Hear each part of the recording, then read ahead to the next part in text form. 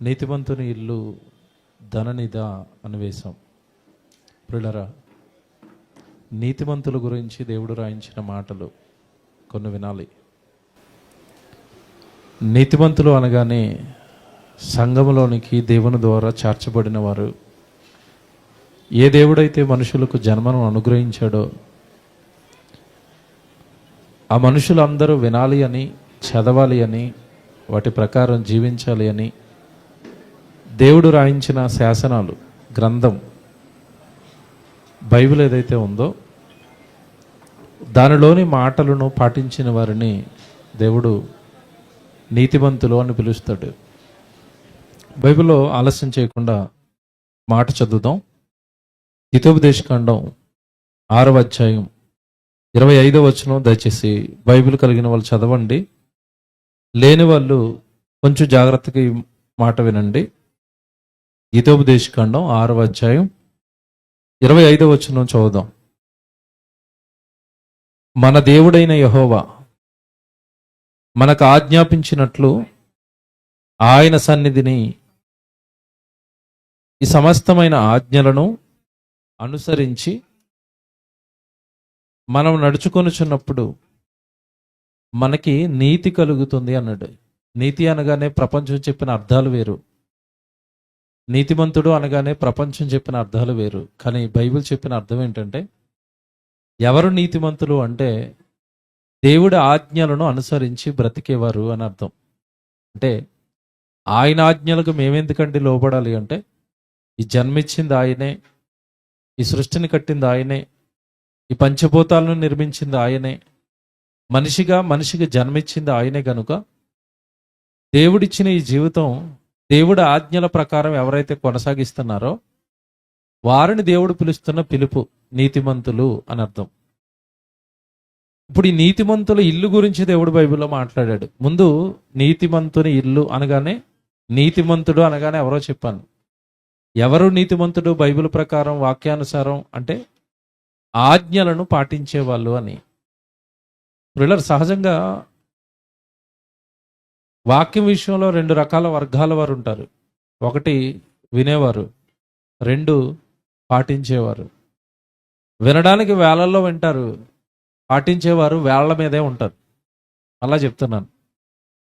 ప్రసంగాలు వినడానికి వేళల్లో వస్తారు. ఎక్కడ మీటింగ్ పెట్టినా, ఎక్కడ సభ పెట్టినా వచ్చేవారు వేళల్లో ఉంటారు. సభలకు కానీ, సెమినార్స్ కానీ, ప్రార్థనలకు కానీ వేళల్లో ప్రజలు వచ్చి వాక్యం వింటారు. దానిని పాటించేవారు ఎంతమంది ఉంటారు? ఇది ప్రశ్న. కనుక దేవుడు ఆజ్ఞలు, దేవుడు బైబిల్లో రాయించిన మాటలు ఏవైతే ఉన్నాయో, నీతిమంతుడు అనగానే దేవుడి వాక్యాన్ని పాటించేవాడు, దేవుడిని ఎరిగినవాడు, ముఖ్యంగా దేవుడి శాసనాలు, వాక్యాన్ని ఎరిగిన వాడిని దేవుడు నీతిమంతుడు అంటే. ఆ వాక్యానుసారం ఎవరైతే ప్రవర్తిస్తున్నారో, బ్రతుకుతున్నారో, జీవిస్తున్నారో వాళ్ళకి నీతి కలుగుతుంది, వాళ్లే నీతిమంతులు అని దేవుడు చెప్పాడు. ఇప్పుడు నీతిమంతుల ఇంటి గురించి దేవుడు మాట్లాడతాడు. ముందుగా ఇంటి గురించి ఒక అవగాహన ఉండాలి. చాలా మందికి చూడండి, వాళ్ళ ఇల్లు అన్నీ ఉండాలి, ఇంటికి సంబంధించిన డెకరేషన్ అంతా ఉండాలి, ఇంటికి సంబంధించిన రంగులన్నీ మనకి నచ్చినట్టు. మన ఇంటి గురించి కాసేపు పక్కన పెడితే మనుషులకు ఎలాగైతే గృహం ఉండాలని మనుషులు కోరుకుంటారో, దేవుడు కూడా తనకు ఒక ఇల్లు ఉంది అని చెప్పాడు. ఆ ఇల్లు భూమి మీద ఉన్న మనుషులు, ఆ మనుషులు ఏర్పడిన సంఘం. నీతిమంతుడు అనగానే దేవుడు ఆజ్ఞల ప్రకారం బ్రతికేవాడు అయితే, ఈ నీతిమంతులందరూ కలిసే సంఘము, ఎవరైతే చర్చికి వెళుతున్నారో, సంఘానికి వెళుతున్నారో, ఆ చర్చ్ అనేది దేవునికి ఒక కుటుంబం, దేవుని యొక్క ఇల్లు అని పిలుస్తాడు. ఎఫెసీయులకు రాసిన పత్రిక 2వ అధ్యాయం 19వ వచనం చూద్దాం.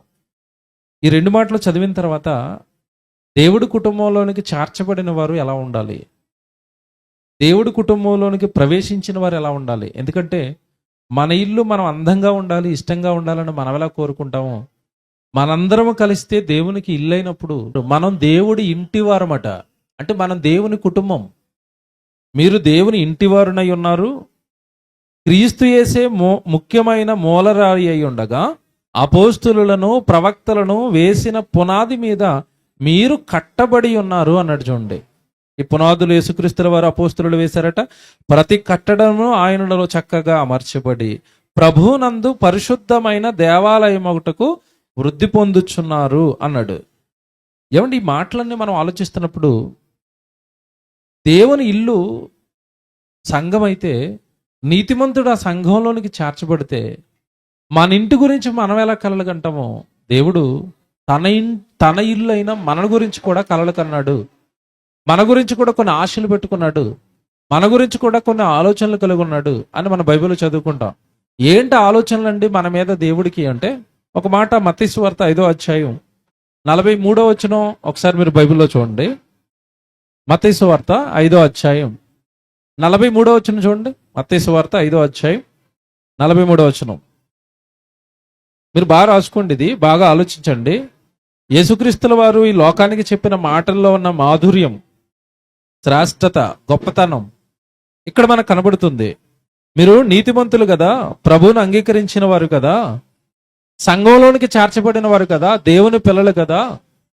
ఒకవేళ నన్ను గనక మీరు ఎరిగితే మీ స్వభావం, మీ క్యారెక్టర్ ఎలా ఉండాలి అంటే, ఎందుకంటే మనం ఆయన ఇల్లు అయినప్పుడు మనం ఎలా ఉండాలో కోరుకుంటూ దేవుడు చెప్తున్న మాట ఇది. 43వ వచనం, 43వ వచనం. నీ పొరుగు వాళ్ళని ప్రేమించి నీ శత్రువును ద్వేషించమని చెప్పబడిన మాట మీరు విన్నారు కదా. నేను మీతో చెప్పున్నది ఏమనగా, మీరు మీ పరలోకమందున్న మీ తండ్రికి కుమారులై ఉండునట్లు మీ శత్రువులను ప్రేమించండి అన్నాడు. చూడండి, అంటే నీతిమంతులు దేవుడు ఇంటిలోనికి ప్రవేశించిన వాడట శత్రువును సైతం ప్రేమించేవాడిగా ఉండాలి. తన ఇల్లు ఇంత బాగుండాలని కోరుకుంటున్నాడు, తన కుటుంబం ఇంత బాగుండాలని కోరుకుంటున్నాడు, తన పిల్లలు ఇంత బాగుండాలని కోరుకుంటున్నాడు. ఎంత మంచి తండ్రో చూడండి. మీ శత్రువులను సైతం ప్రేమించండి అన్నాడు. తర్వాత మాట చూడండి, అక్కడ మీకు ఏముంటుందో. శత్రువులను ప్రేమించండి, తర్వాత నీతిమంతులు దేవుని ఇంటిలో ఉన్నవారు, దేవుని గృహంలో ఉన్నవారట హింసించే వారి కొరకు ప్రార్థన చేసే వ్యక్తిత్వం కలిగి ఉండాలి, స్వభావం కలిగి ఉండాలి అన్నాడు. ఇది దేవుడు ఇల్లు అయినా మన నుండి దేవుడు కోరుకుంటున్న ఒక గొప్ప ఆలోచన. మనం ఇలా ఉండాలట, ప్రేమ కలిగి ఉండాలి, శత్రువును క్షమించాలి, మనల్ని ఎవరైనా బాధ పెడితే వాళ్ళ కోసం ప్రార్థన చేయాలి. ఒకటే దేవుడు కోరుకుంటున్నాడు, నా కుటుంబమైన నా పిల్లలైన వారందరూ కూడా ఏకదాటిపైన ఏకంగా ఒకే కుటుంబంగా ప్రేమతో ఉండాలి. ఇదండి దేవుడు. ఇది దేవుడు ఇంటి గురించి దేవుడి కలలు కన్నా ఆలోచనలు. ఇక్కడికి ఒక మాట చెప్తాను, మీరు చూడండి. ఎవరు బలంగా ఉండాలి, ఎవరు కలిసి ఉండాలి అన్నా వాళ్ళ మధ్యలో ఒక బంధం ఉండాలి. కొన్ని చోట్ల ఏమంటే ఫ్రెండ్స్, స్నేహ బంధం స్ట్రాంగ్గా ఉంటుంది, వాళ్ళిద్దరు చాలా బాగుంటారు. లోకంలో రక్త సంబంధాలు ఉంటాయి, వాళ్ళు చాలా స్ట్రాంగ్గా ఉంటారు. అక్క, చెల్లి, తమ్ముడు, అన్నయ్య చాలా బాగుంటారు, ప్రేమించుకుంటారు, ఒకరినొకరు గౌరవించుకుంటారు, ఒకరికొకరు సహాయపడతారు. ఏమంటే ఒకరికి సంతోషం వస్తే మరొకరు సంతోషపడతారు, ఒకరికి బాధ వస్తే మరొకరు బాధపడతారు. కుటుంబం, ఫ్యామిలీ, రక్తబంధం చాలా స్ట్రాంగ్గా ఉంటుంది. ఒకరినొకరు ప్రేమించుకుంటారు, ఒకరినొకరు అనుకుంటారు. నిజంగా దేవుడు అండి లోకానికి తెలియని ఒక కొత్త బంధాన్ని ప్రవేశపెట్టాడు బైబిల్లో.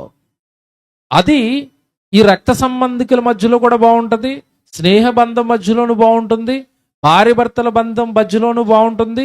ఏమంటే నిజంగా లోకానికి తెలియని ఒక బంధాన్ని దేవుడు తన కుటుంబం, తన పిల్లల మధ్యలో ఉండాలని కోరుకున్నాడు. ఎఫ్సీలకు రాసిన పత్రిక మీరు తీయండి, జాగ్రత్తగా చదవండి. ఎఫ్సీలకు రాసిన పత్రిక 4వ అధ్యాయం చూడండి ఒకసారి. 4వ అధ్యాయం మొదటి నుంచి చదువుదాం.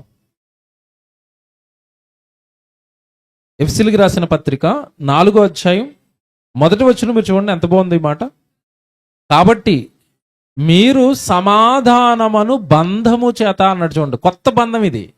లోకానికి స్నేహబంధం తెలుసు, భార్య భర్తల బంధం తెలుసు, రక్త సంబంధాలు తెలుసు. దేవుడు చెప్తున్న కొత్త బంధం అండి ఇది. ఏంటంట? సమాధానమును కుటుంబమైన ఆయన ఇల్లు స్ట్రాంగ్గా ఉంటుంది.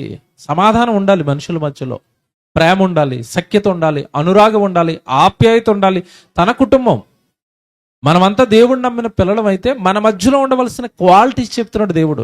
నా కుటుంబం అనేసరికి ఇలా ఉండాలి, నా కుటుంబంలో చింతలు ఉండకూడదు, నా కుటుంబంలో దుఃఖాలు ఉండకూడదు, నా కుటుంబంలో గొడవలు ఉండకూడదు, నా కుటుంబంలో పగలు ఉండకూడదు, నా కుటుంబంలో కక్షలు ఉండకూడదు. నా ఇల్లు, నా కుటుంబం, నా సంఘం అయితే నీతిమంతులైతే వాళ్ళందరూ కూడా సమాధానమును బంధముతో కలిసి ఉండాలి. ఏమంటే మనుషులు అన్న తర్వాత సహజంగా ఏమంటే చిన్న చిన్న పొరపాట్లు వస్తాయి. ఒక 100 మందో 150 మందో లేదా కుటుంబమో ప్రతి చోట చిన్న చిన్న సమస్యలు ఉంటాయి. ప్రతి చోట ఉంటాయి అవి. సమస్య లేని కుటుంబం ఉండదు, సమస్య లేని ఒక బంధం అనేది ఉండదు. కానీ ఏ సమస్య వచ్చినా ఆ బంధం స్ట్రాంగ్గా ఉండాలంటే దేవుడు చెప్పిన సరికొత్త మార్గం ఏంటంటే మీరు సమాధాన పడిపోండి, సమాధానం అనే బంధాన్ని కలిగి ఉండండి. అప్పుడు ఆ కుటుంబం చాలా ప్రేమతో అనురాగంతో చాలా గొప్పగా ఉంటుంది అన్నాడు. అంటే మన ఇంటి గురించి మనం ఎలాగైతే కలలు కంటున్నామో దేవుడి ఇంటి గురించి కూడా దేవుడు ఏం చేశాడు? కలలు కన్నాడు. మన గురించి దేవుడి కలలు ఇవి, మన గురించిన దేవుడి ఆలోచనలు ఇవి. ఈ అధ్యాయం మీరు చదివితే ఎంత బాగుంటుందంటే 2వ వచనం కూడా, కాబట్టి మీరు సమాధానమును బంధము చేత ఆత్మ కలిగించు ఐక్యమును కాపాడుకొనుట యందు శ్రద్ధ కలిగిన వారై. మనందరిలోనూ కూడా పరిశుద్ధాత్మ దేవుడు ఉన్నాడు. మనందరిలోనూ ఆయన ఐక్యపరచడానికి ప్రయత్నిస్తున్నాడట. ఐక్యమును కాపాడుకొనుట యందు అన్నాడు. చూడండి, ఐక్యత, కలిసి ఉండాలి. వీఆర్ వన్, మనమంతా ఒకటే, అందరము ఒకటే కుటుంబం, దేవుని కుటుంబం, దేవుని పిల్లలము, కలిసి ఉండాలి అని కోరుకున్నాడు. ఎందుకు దేవుడు తన కుటుంబం ఇలా ఉండాలని కోరుకుంటున్నాడు? మీ మధ్యలో సమాధానం అనే బంధం ఉండాలి అంటున్నాడు, ఐక్యత ఉండాలి అంటున్నాడు. దేవుని కుటుంబం, దేవుని ఇంటి గురించి దేవుడు ఇవన్నీ ఎందుకు చెప్తున్నాడు అంటే, ఇప్పుడు చెప్తాను అసలు విషయం. మనమంతా కలిసి దేవుడికి కుటుంబాలం అయితే, ఇండివిజువల్గా నాదో కుటుంబం, మీదో కుటుంబం, ఈరోజు స్వరూప్ అన్నదో కుటుంబం, ఇండివిజువల్గా మన కుటుంబాలు మనకు ఉన్నాయి. ప్రతి కుటుంబం ఎలా ఉండాలని కోరుకుంటున్నాడు? ప్రతి ఇంట్లోనూ ఎలా ఉండాలని కోరుకుంటున్నాడు దేవుడు అంటే, ఇప్పుడు చూపిస్తాను టైటిల్లో ఉన్నమాట. ముందు మీకు ఇదంతా అర్థమైతేనే నీతిమంతుని ఇంటి గురించి లేదా నీతిమంతుని కుటుంబం గురించి దేవుడు కన్న కలలు మీకు అర్థమవుతాయి. సామెతల గ్రంథం 15వ అధ్యాయానికి రండి. సామెతల గ్రంథం 15వ అధ్యాయం 6వ వచనం చూడండి. సామెతల గ్రంథం 15వ అధ్యాయం 6వ వచనం. నీతిమంతుని ఇల్లు అన్నాడు. అంటే ఒక నీతిమంతుని కుటుంబం, ప్రభువును నమ్మిన వారి కుటుంబం ఎలా ఉండాలి అంటే, నీతిమంతుని ఇల్లు గొప్ప ధననిధి అన్నాడు. చూడండి, బాగా అండర్లైన్ చేసుకోండి. అది నీతిమంతుని ఇల్లట గొప్ప ధననిధట, గొప్ప ధనం ఉంటుందట వాళ్ళ ఇంటి దగ్గర. అంటే ఇప్పుడు నీతిమంతుని ఇంట్లో అందరింట్లోనూ లక్షలు కోట్ల రూపాయలు క్యాష్ ఉంటుందన్నా? రూపాయలు ఇంటికి వెళ్ళండి, పైకి కబోర్డులన్నీ ఖాళీగా ఉంటాయి, ఏముండవు. వాళ్ళు ఏదో ఈఎంఐ తీసుకుని కట్టుకుని ఉంటారు పాపం ఇల్లు. ఆ ఈఎంఐ కట్టాలి ప్రతి నెల. దేవుడి ఇంటి గురించి అక్కడ మాట్లాడుతూ నీతిమంతుల ఇంటి గురించి అక్కడ మాట్లాడుతూ ఆయన అంటున్నాడు, నీతిమంతుని ఇల్లు గొప్ప ధననిధట. అంటే నిధులు ఉంటాయా ఆ ఇంట్లో? నీతిమంతుని ఇంట్లోనట నిధులు ఉంటాయట. నిధి అనగానే అర్థం ఏంటి చెప్పండి? నిధి అనగానే అర్థం ఏంటి? నిధుల కోసం అప్పుడప్పుడు తవ్వుతూ ఉంటారు, తెలుసు కదా. మన ముందున్న రాజులకి బ్యాంకులు లేక వాళ్ళ బంగారం అంతా భూమిలో పాతి చచ్చిపోరేట. అవి ఎక్కడెక్కడ ఉన్నాయని గుప్త నిధుల కోసం వేటాడుతూ ఉంటారు, వాటి కోసం బలులు ఇస్తూ ఉంటారు, మీకు తెలియదు కాదు. నిధుల కోసం మనుషులు వేటాడుతున్నారు. కానీ దేవుడు అంటున్నాడు, నీతిమంతుడైన నా కొడుకు కుటుంబమే ఎలా ఉంటుందట? గొప్ప ధననిధి అన్నాడు. ఏంట నిధి ఏంటి?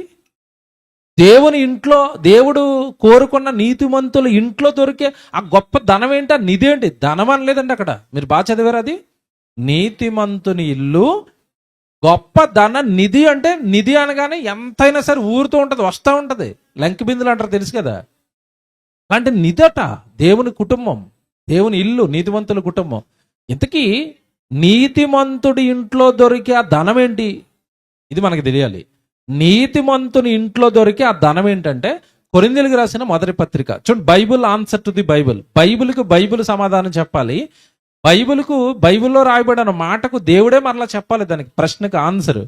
కొరింథీయులకు రాసిన మొదటి పత్రిక 1వ అధ్యాయం 5వ వచనం చదవండి. కొరింథీయులకు రాసిన మొదటి పత్రిక 1వ అధ్యాయం. క్రీస్తును గూర్చిన సాక్ష్యము మీలో స్థిరపడిపోవాలి. జాగ్రత్తగా వినండి. క్రీస్తును గూర్చిన సాక్ష్యం మీలో స్థిరపడాలట. నాలో సాక్ష్యం ఉండాలి. నేను యేసుక్రీస్తుల వారిని నమ్మానండి, నేను శత్రువుని సైతం ప్రేమిస్తానండి, నా వాళ్ళందరినీ నేను గౌరవిస్తానండి. సాక్ష్యం. ఎందుకంటే మనం మత్తయి సువార్త 5:43 చదువుకున్నాం కదా, మీరు శత్రువులను సైతం ఏం చేయాలి? ప్రేమించాలి. మిమ్మల్ని హింసించే వారి కొరకు మీరు ఏం చేయాలి? ప్రార్థన చేయాలి. ఇలాంటి సాక్ష్యం మనలో స్థిరపడిపోవాలి అన్నాడు. తర్వాత చూడండి ఎంత బాగుంటుందో.